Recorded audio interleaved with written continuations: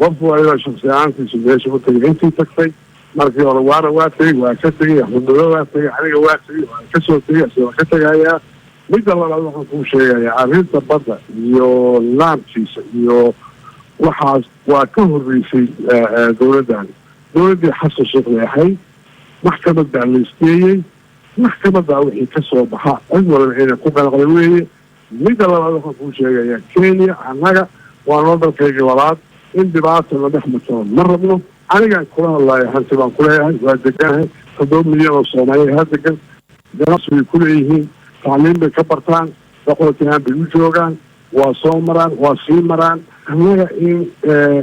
wax si soolxun iyo dhibaato ay nooga timaado inta dowladda federaalka ahi